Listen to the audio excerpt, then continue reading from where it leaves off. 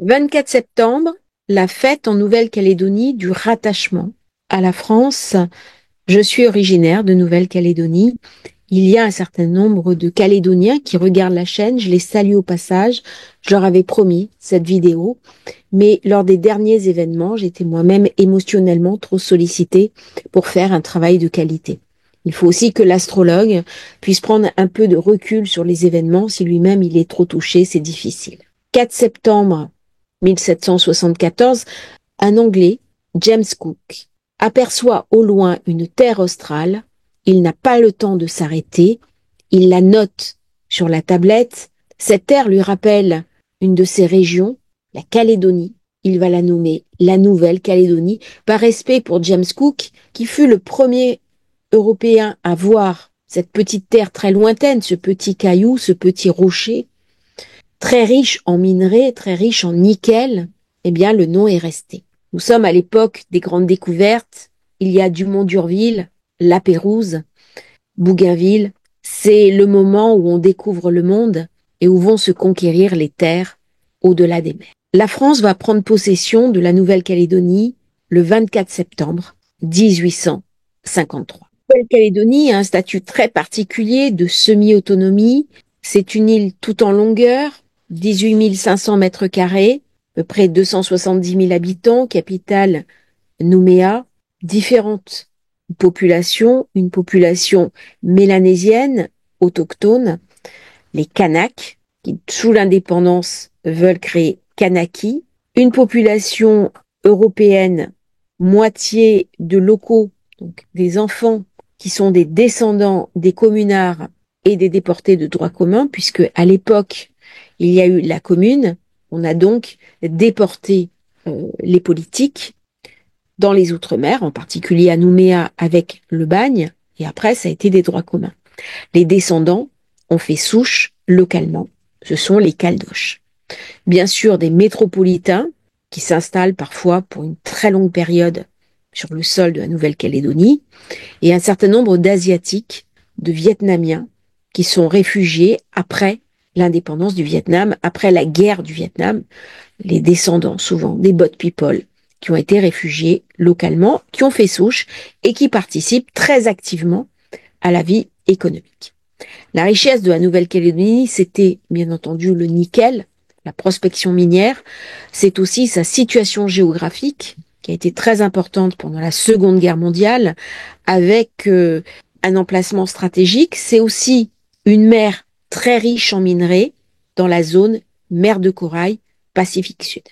Il y a donc des enjeux territoriaux.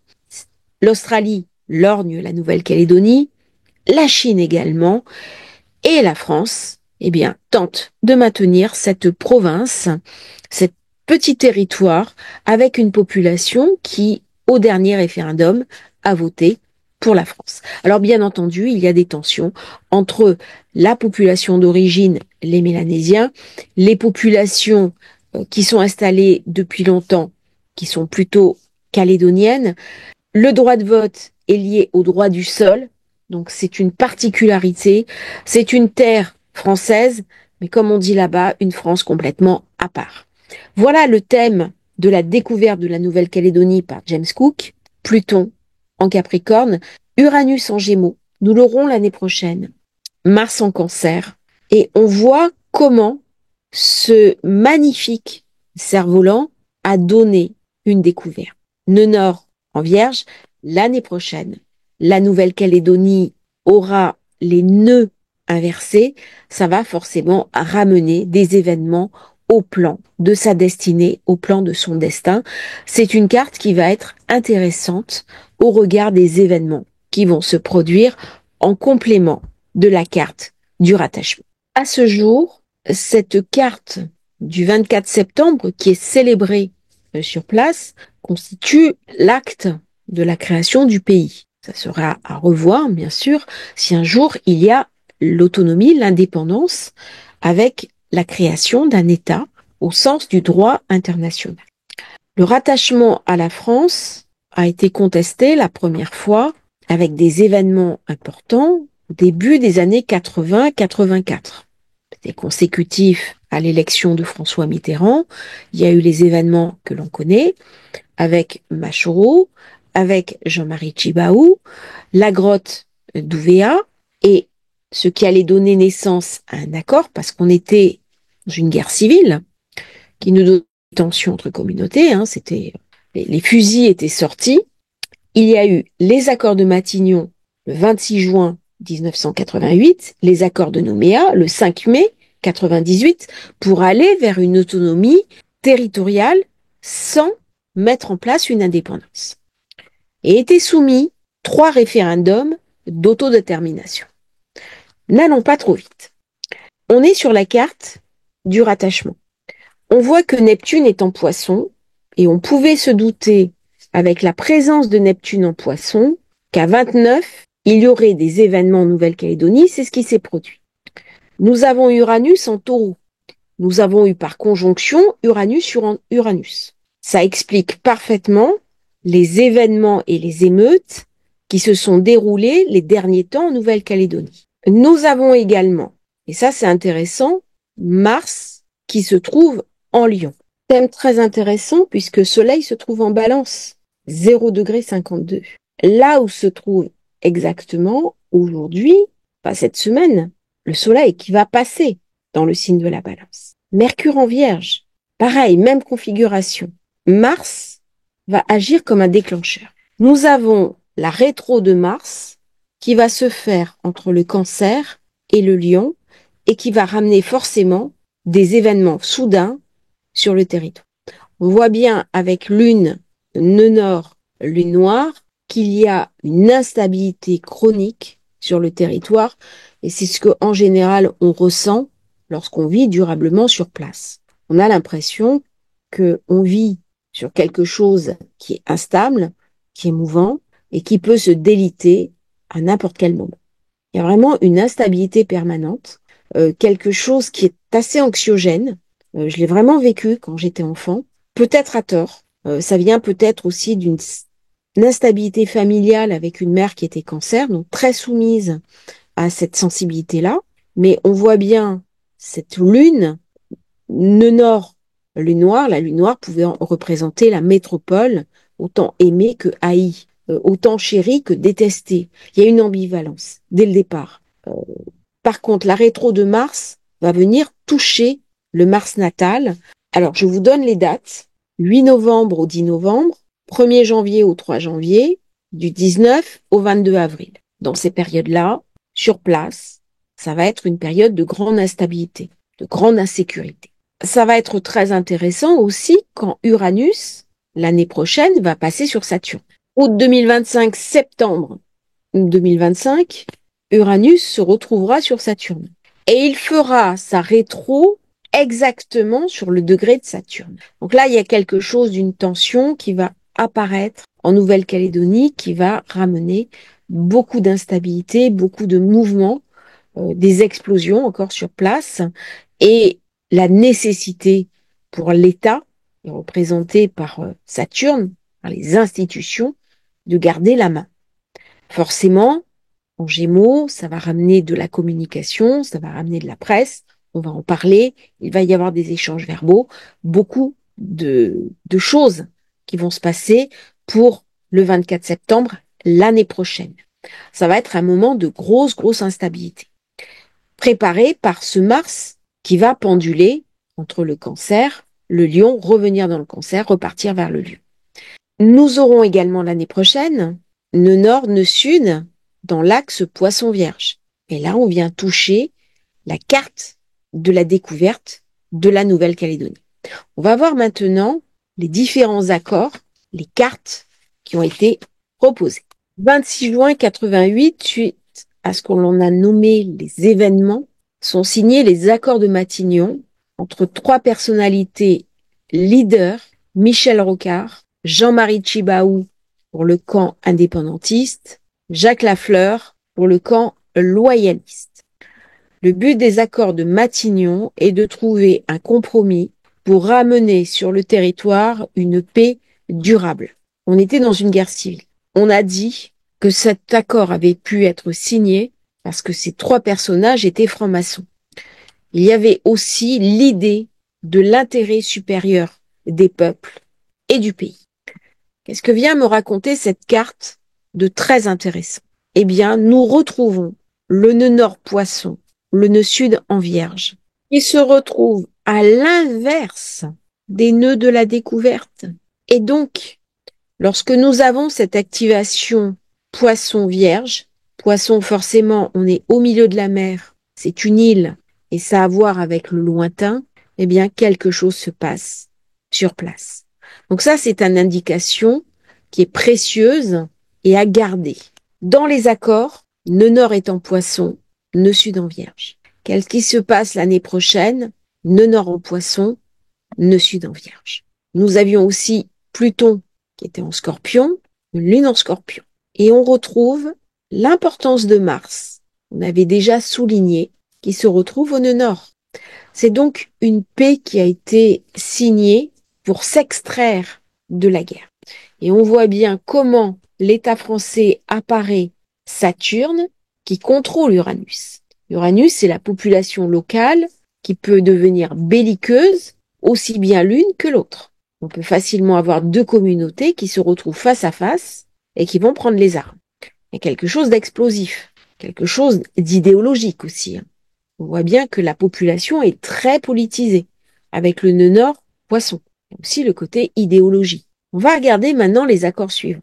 Dans le cadre des accords de Matignon, les accords de Nouméa qui sont signés le 5 mai 98 à Nouméa, qui organise 3 référendums pour inviter les populations locales à s'autodéterminer, à prendre en compte les accords de Matignon et à déléguer un certain nombre de compétences, notamment des pouvoirs qui sont dévolus à l'État, aux instances locales. Qu'est-ce qui est intéressant dans cette carte?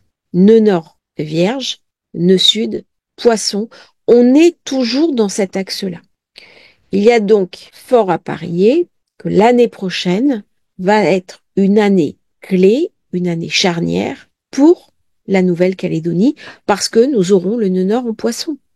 Et on voit bien comment les choses se passent lorsque cet axe est activé. Il y a des décisions clés, des décisions prises pour le statut de l'île et donc l'avenir de ses habitants. Troisième et dernier référendum, la population locale vote contre l'indépendance. Les Mélanésiens s'abstiennent.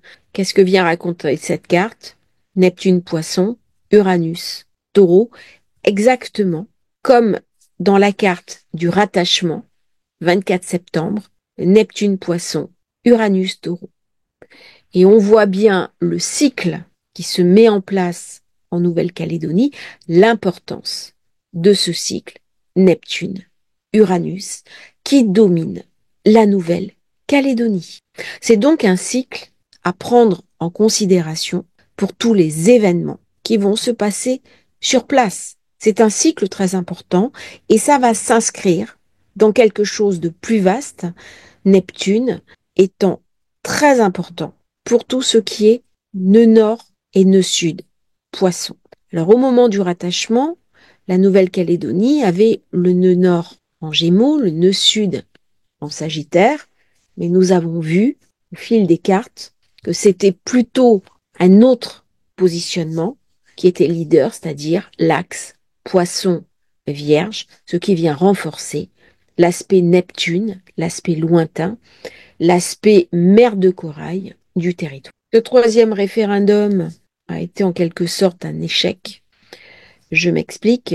La population loyaliste a voté contre l'indépendance, les Mélanésiens se sont abstenus, mais ils ont été frustrés par cette procédure et ça a conduit aux émeutes de cette année, aux émeutes et à la violence que nous avons pu suivre sur les médias, sur les réseaux sociaux, et les personnes sur place ont été lourdement touchées par ces émeutes, par ces événements liés aussi à Uranus en taureau.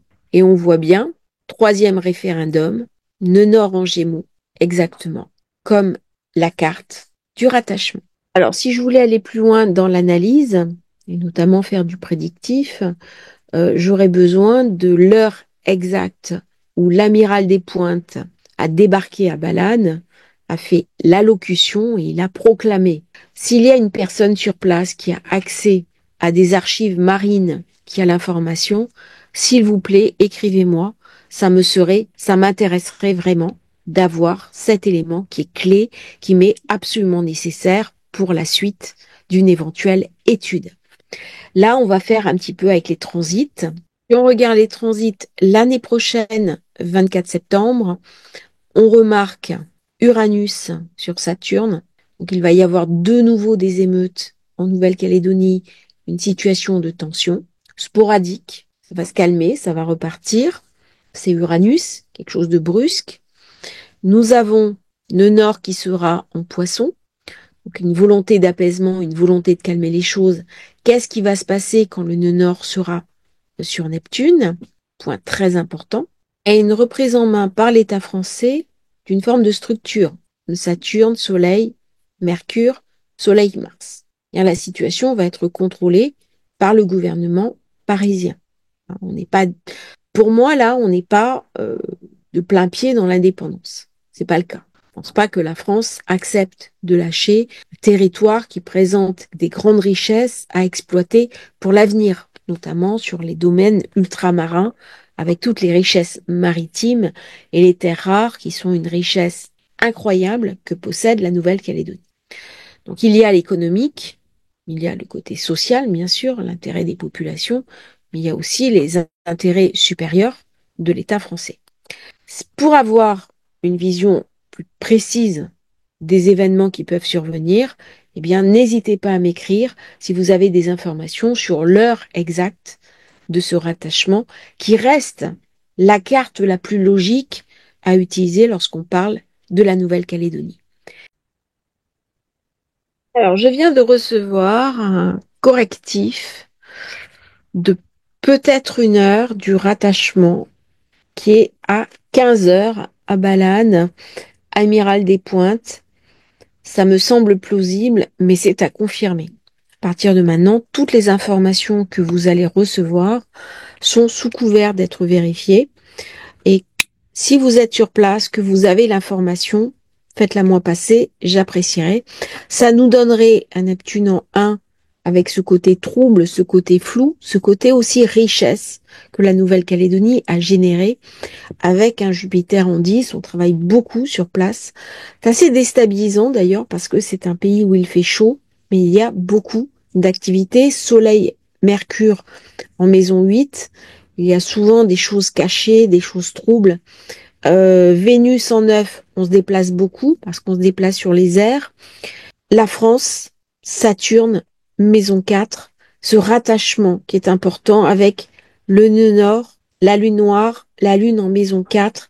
Il y a un côté très loyaliste en Nouvelle-Calédonie, y compris parfois dans des populations mélanésiennes. C'est pas parce qu'on est mélanésien qu'on est forcément indépendantiste, et réciproquement. Et il y a des fois des vieilles traditions qui sont assez surprenantes, assez touchantes et propres au pays. C'est difficile de le comprendre si on n'est pas soi-même de cette zone parce que il y a une vraie complexité sur place.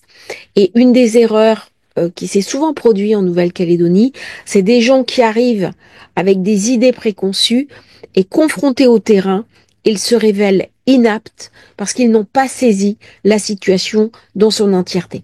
On va essayer de faire la révolution solaire en fonction de cette heure-là.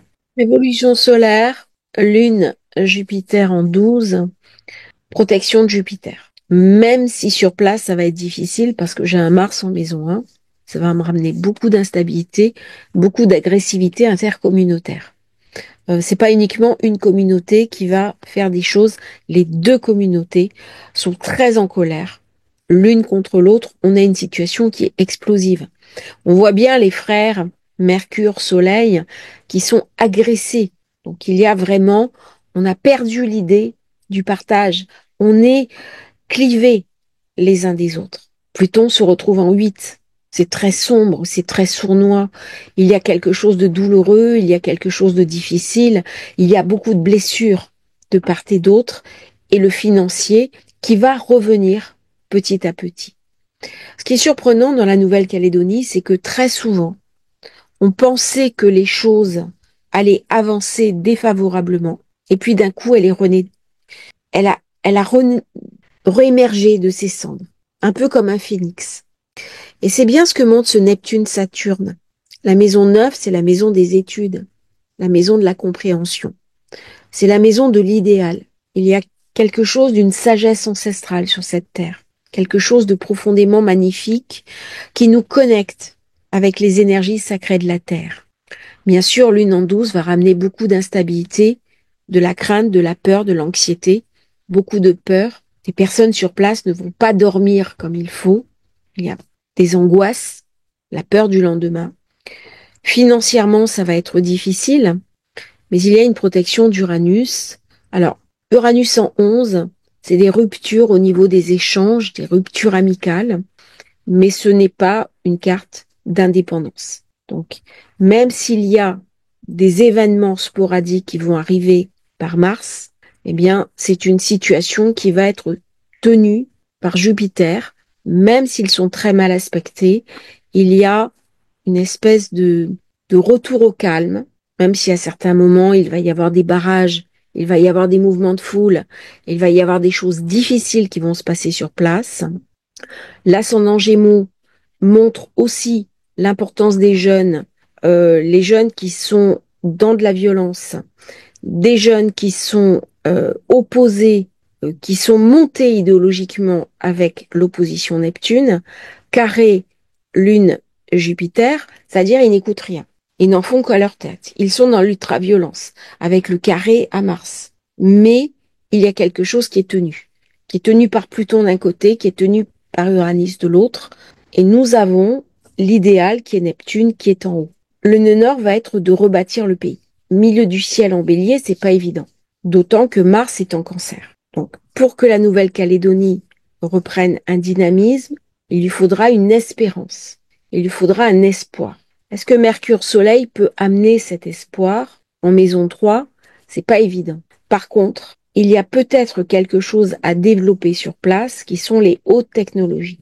D'ailleurs, c'est une économie qui a été basée principalement sur le nickel, avec l'arrivée des nouvelles technologies comme l'IA, les besoins informatiques, les besoins de stockage de données, il y aurait peut-être là une opportunité à saisir sur place pour la Nouvelle-Calédonie, se créer une nouvelle richesse, comme l'île Maurice, par exemple, a pu le faire à travers des centres de data. Donc il y a peut-être sur cette maison 3, appuyée par Uranus, une possibilité de trouver une nouvelle dynamique, un nouveau souffle et une nouvelle espérance pour un pays qui reste absolument magnifique et que je porte dans mon cœur. Je souhaite une merveilleuse fête à tous mes amis sur le Caillou. Je vous embrasse tous, même si votre sensibilité est de l'autre côté. Nous étions un peuple très fraternel et j'espère un jour que le Caillou arrive à dépasser ses clivages pour retrouver une forme d'accord que j'avais connue quand j'étais enfant, où j'allais dans les tribus mélanésiennes, où j'étais merveilleusement reçue. J'ai des souvenirs fantastiques, que ce soit à Maré, que ce soit à Lifou, et ce serait merveilleux si la politique, alors je fais sans doute un vœu pieux, peut-être un peu bisounours, et vous m'en excuserez, que la politique rapproche les peuples, rapproche les hommes, et surtout les hommes et les femmes de bonne volonté, et cesse un petit peu de nous séparer. Je vous remercie d'avoir écouté cette vidéo spéciale Nouvelle-Calédonie. À bientôt pour un nouveau partage sur Astrologie Facile, et si vous souhaitez commander votre thème de naissance, votre révolution solaire, vous avez le lien dans la description.